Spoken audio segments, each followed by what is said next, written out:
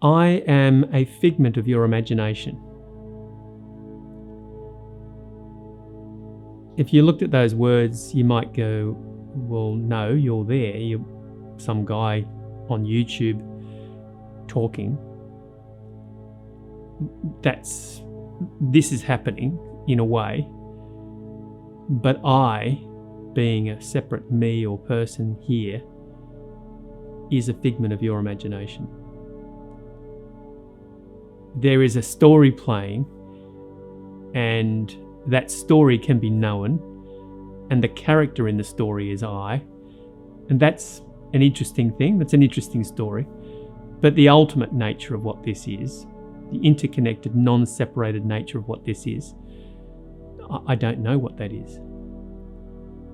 You know, apart from imagination, apart from the mental stories that have been jigsaw pieced together from experiences and sensations and ideas and interaction. This is who you are. This is who I am. I am a figment of your imagination, just as you are a figment of my imagination. But when the imagination is seen to be an imagination, it's really interesting because it's beautiful. It can be that. It is happening that way. It's just not taken to be the ultimate reality. And as such, there is a freedom in interaction that way. If you realize that I am a figment of your imagination and we were to meet and talk, there's no agenda, there's no criteria, there's no judgment. There may be in the story still, because that's the way the mind has worked through a lifetime.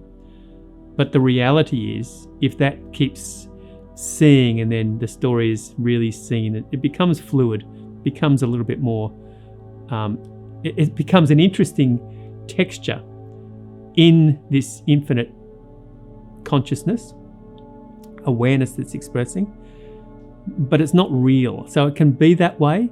It can be like contrasted and felt, but it's still seen as an expression of something in the whole. That's all. The continuous oneness, wholeness that we are all part of as human expressions. So I'm a figment of your imagination and you are a figment of mine. But in the story, there's an interesting real expression, seemingly real expression of you and me. Fine, great, interesting, beautiful.